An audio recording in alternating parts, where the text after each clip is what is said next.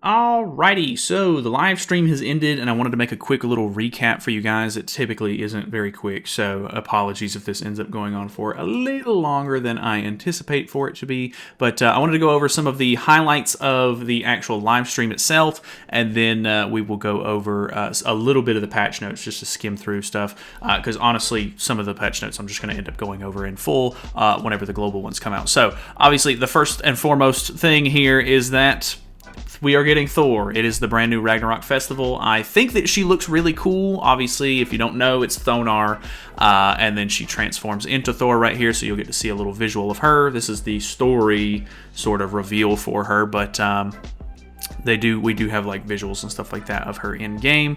Not 100% sure how far this goes. You'll see some of the animations here. She's a double single target character, which is pretty cool. I mean, I don't know. I feel like most characters are single target and AoE.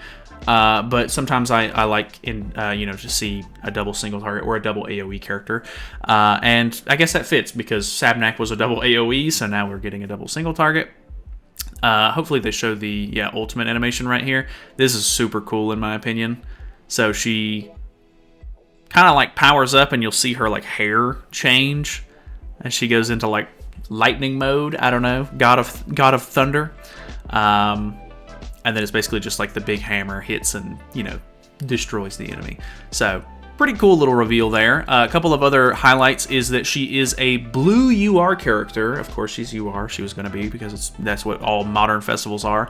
And then she is unknown. I was kind of hopeful that she was going to maybe stay a human because Thonar is a human, but because she, I assume, is ascending to godhood, she's now going to be an unknown character. And if you want to know, her passive is basically going to be applicable allied or specific allies are unknown characters and Ragnarok characters. So you don't necessarily have to run a full unknown team, but a Ragnarok team, I guess, could work as well. She has 77.4k CC. That's pretty good. That's with True Awakening and everything, and that's with her obviously being 6'6".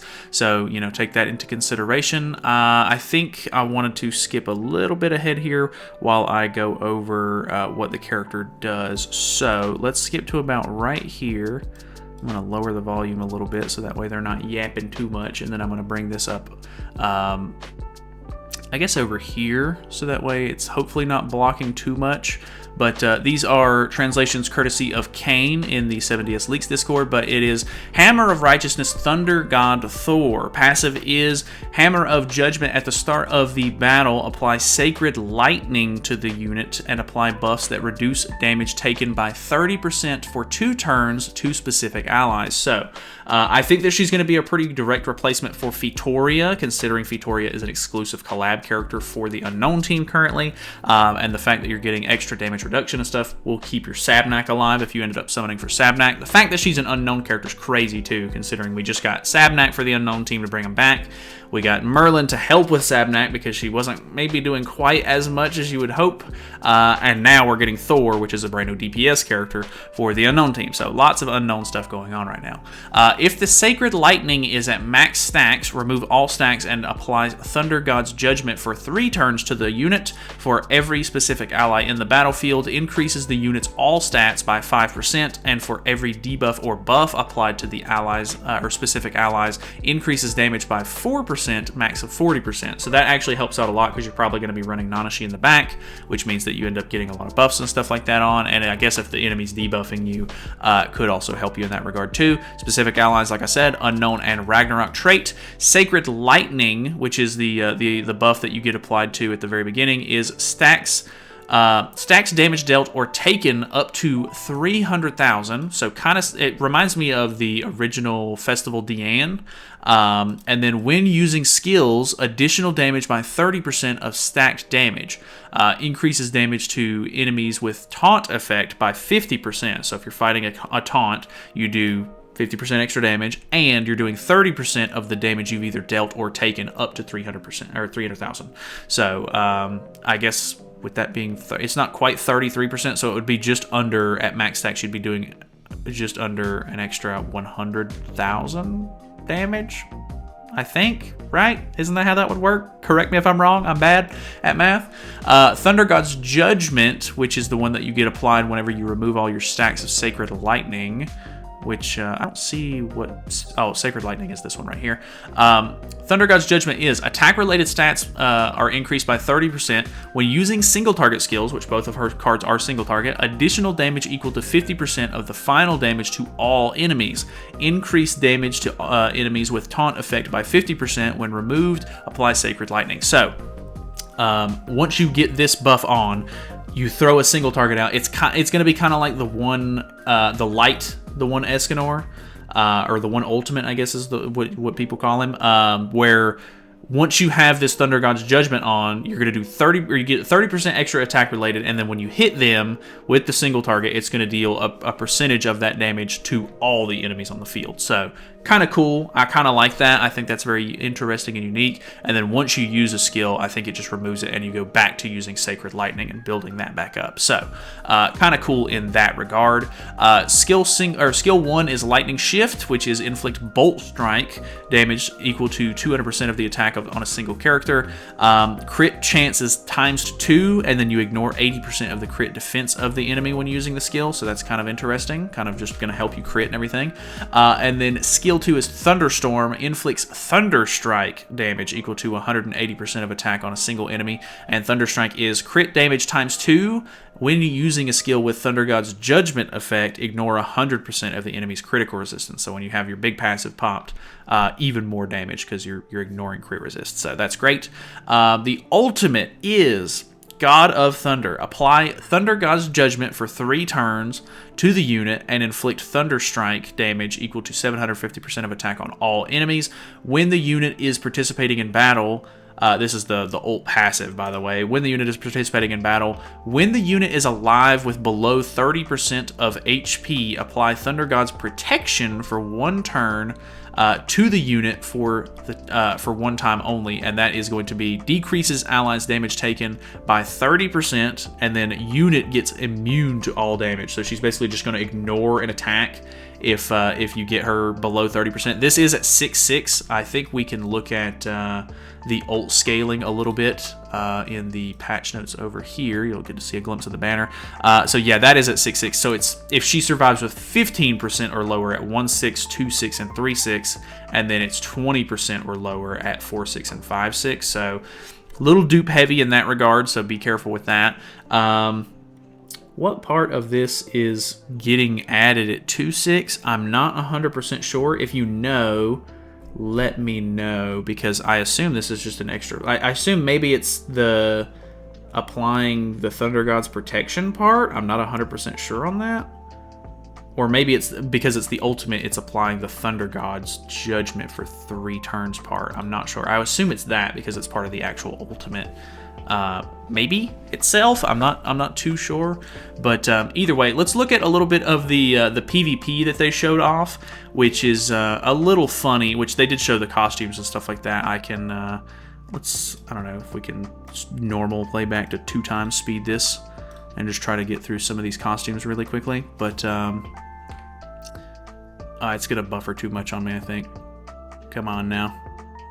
So that's her regular costume. We have this one, which reminds me of Enel from One Piece, because you have these like floating things behind her and everything. You have like a summer sort of like Daisy Dukes, like short shorts sort of outfit, and then you have this one, which is a little bit more like military-esque, which I think all fits pretty well. As far as the weapons and stuff, I wasn't paying the most attention during this part, but they all seem pretty fine. I mean, it's kind of weird, I guess, that you would change her from using Mjolnir, considering that's kind of the whole point of Thor.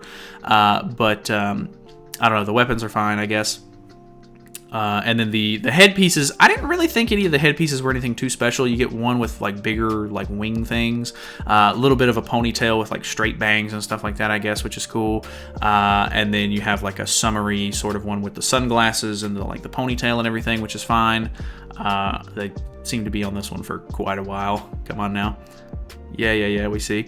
Yeah, this one's probably going to be the go-to for some people, and then you have the helmet for the military-looking one. So, the PvP showcases were incredibly weird, considering that in the JP showcase, they get Escanor's ultimate and then just kill the team that they're showcasing, which was hilarious to me. I think a lot of people were like, what even was the point of this. But, I mean, they showed off a little bit of, like, the passive and stuff. The JP side actually did a much better job of, like, showcasing the actual PvP itself. They went up against a Sins team instead of a human team, so a little bit less defensive, I think. But only like weird part to me maybe was the fact that they do end up fighting into the melee here turn 1 on their turn, and it doesn't, you know, it doesn't kill melee or anything. It's not like incredibly like offensive, but because of the way that Thor's passive works and everything, you're going to be kind of like building up your damage and then like kind of doing like a big hit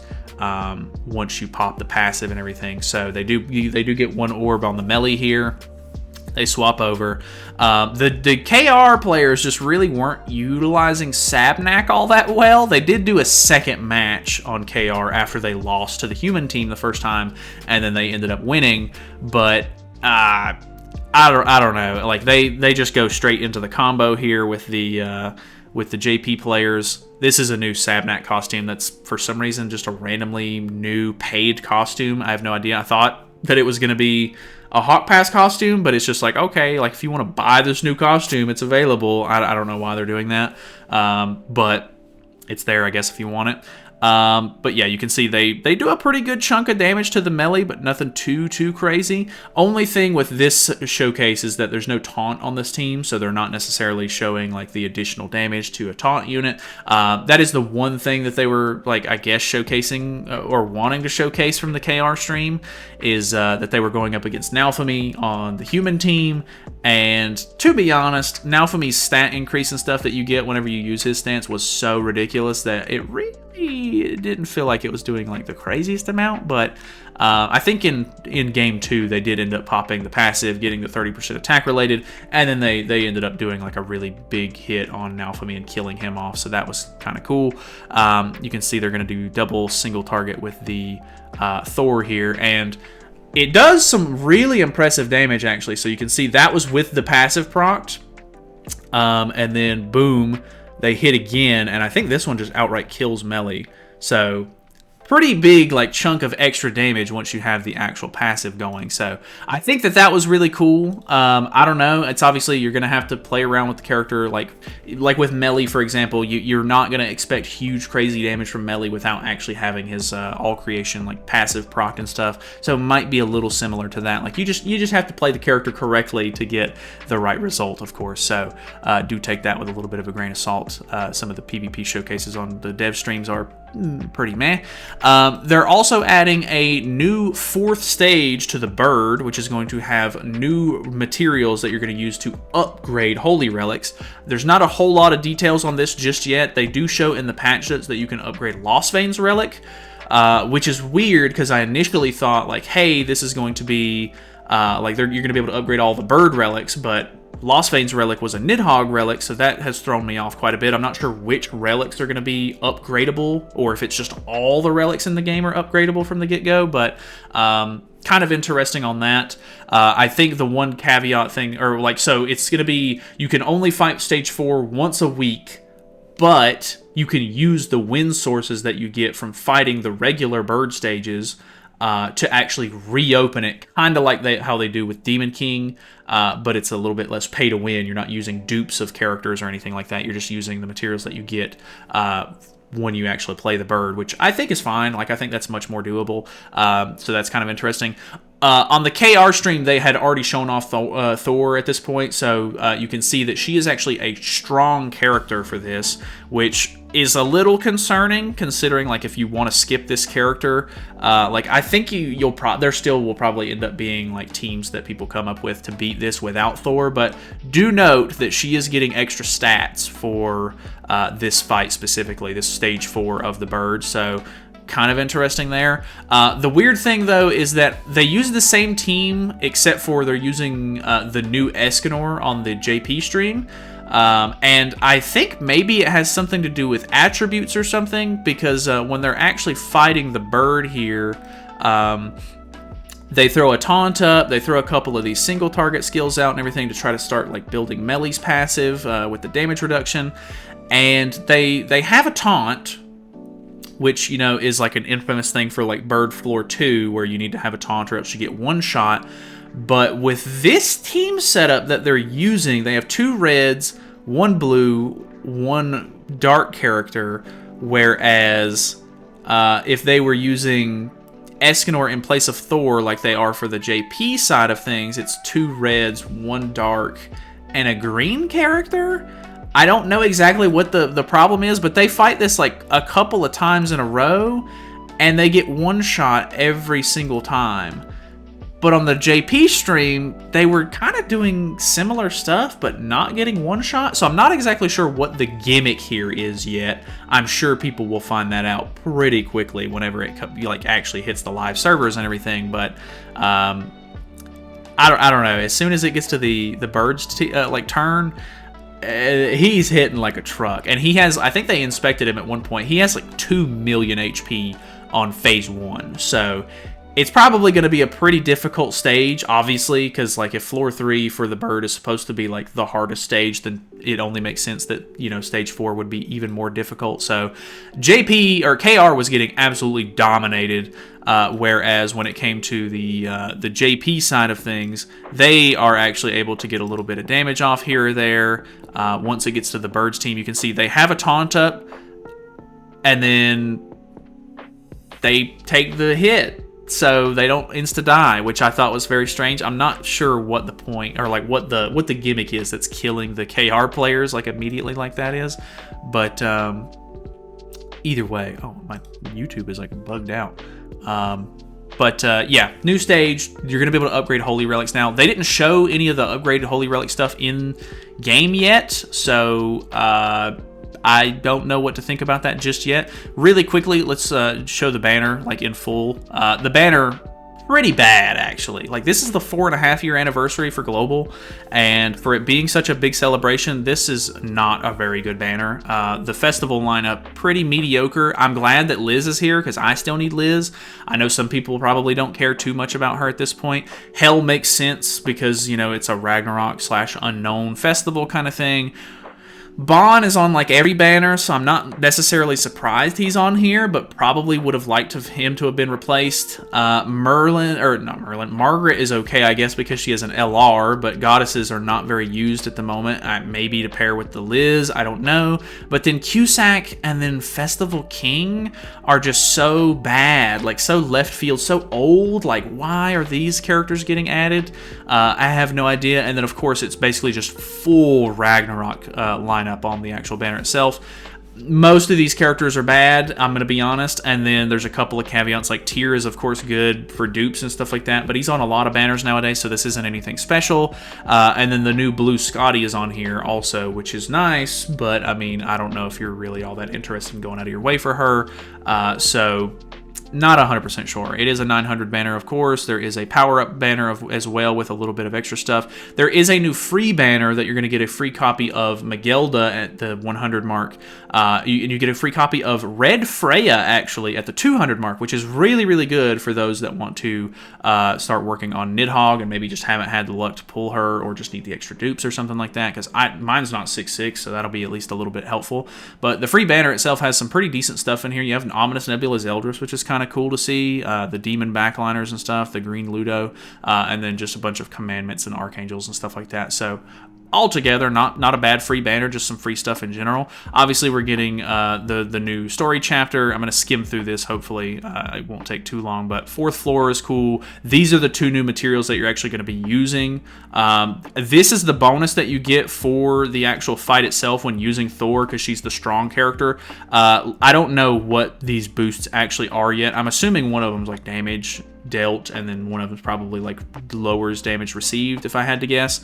The Holy Relic enhancement system, you can see a little weird actually. It's probably really small on the screen right now, but you need 80 of the little triangles to upgrade a relic, which I think is really excessive. You need 5 of the bird stones, like not the wind sources, but the other ones, and then you need 10 of these new feather looking materials. These ones right here, I'm not 100% what these are called. And then these orbs are also, you need, I think it's 3 of those. I can't really see that very well, but yeah, I don't know. I'm interested to see how that goes. Looking forward to fighting it, of course. I think that'll be kind of cool. And then if you upgrade a Holy Relic, there you can now see that it's upgraded in the box now, which is okay, I guess. Materials required for Holy Relic Enhancement Stage 1. Okay, so somebody in chat was saying this earlier, but I just wasn't understanding what they were talking about. So maybe it is every single relic is going to be upgradable to Stage 1. If that's the case, there's going to be a lot of grinding needing to be done for this, but very, very interesting to see how this kind of pans out. But three orbs, 10 of these little feather things, 5 of the stones. Depending on the relic, you'll need 80 of the triangles, and then 5 mil gold. They are adding a Book of Heroes system. I'm still not 100% sure what this is. It looks like it's basically just going to be different sections with different missions that you're going to get rewards for, which is fine. A lot of these actually or some of these have tickets for that new free banner, which is cool. There is a new card set. I think somebody told me in chat that it was just a Ragnarok card set, nothing fancy. I don't know exactly what it says. I'll look at it when it goes over on Global. Hell is getting a Holy Relic, actually, which is interesting, because I figured they would try to give one to Tyr first, because he probably needs the support more than Hell does. But Hell's Holy Relic is 10% crit chance and crit damage per Hell stack, or Source of Pain stack, on the enemy up to 5 times. So that's an additional 50% crit chance, crit damage, which I think will help a lot. And then now, whenever she loses one of her res stacks, like if you kill an unknown character, she gains a res stack. Now, whenever one of her res stacks pops, she actually gains 30% of her HP back after it pops. So you won't just be like, if you don't have Tarmiel Link on her and you get killed while she has a res stack on, you're not going to just be at like 1 HP. You'll end up getting 30% of your HP back, which means you can take an extra hit, which is nice. So I think that's kind of helpful. We'll see how that pans out. Obviously, new bundles, all of this stuff for paid stuff. They've changed the Ratatasker bundle now to where it doesn't have the gems in it, so this will probably be a little cheaper. Login bonus, 200 free gems over the course of the month, of course, for the festival. And then there's a 2 weeks login event for extra tickets on the free banner, which is nice. We do have special missions for 1 free multi. There's a blessings event, roulette, all that good stuff. Event boss Grebe and Galga are coming back, so that's cool. Just, extra event stuff for free. Ragnarok Goddess Chapter Festival clear list. So if you're up to date on the Ragnarok storyline, you'll get extra rewards there. Heroes Arena Season 8 is coming back, so that is fine. Pretty typical stuff there, of course. Fort Solgris Dungeon is going to have the little upgrade materials for the new Holy Relic system, or just like the bird stones, which is funny. Payback event, King Exchange event, boosting events, all that good stuff. Here is the Sabnak costume. That is, for whatever reason, just a new paid costume out of nowhere. We do get a new Hawk Pass, and it is actually going to have a wild cosmetic in it, which I thought was kind of interesting. So that's cool, I guess.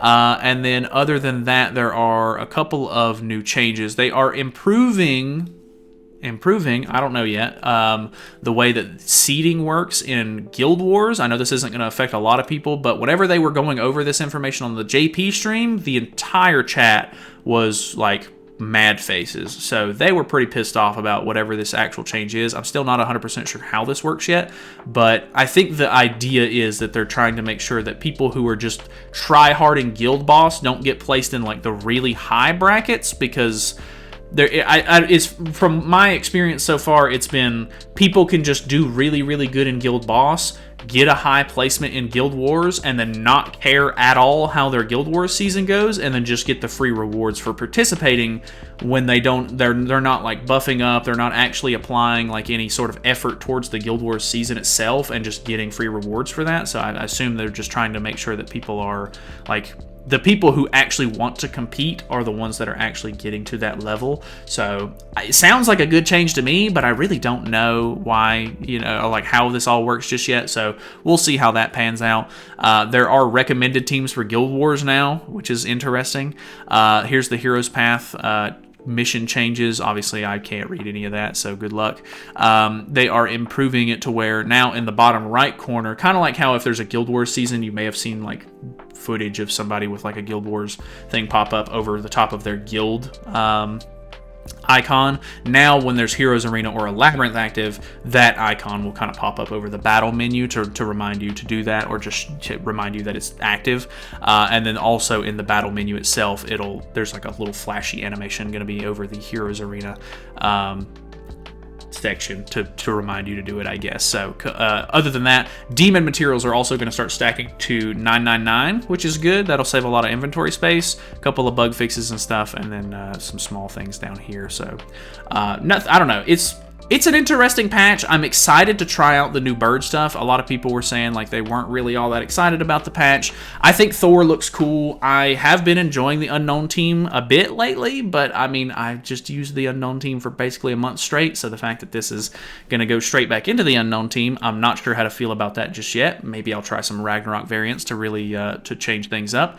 But I'm excited for the character. I'm excited for the new bird stage. I think it's going to be hard, but it's not going to take long for people to start experimenting and coming up with teams and stuff for that, I'm sure. So either way, I said this was going to be a quick overview. It's 25 minutes. I apologize. So hopefully I've got chapters and everything set up so you can skip through wherever you need to. Thank you guys so much for watching. Hopefully you guys enjoyed it. Feel free to subscribe if you haven't already. I will see you guys later for more videos.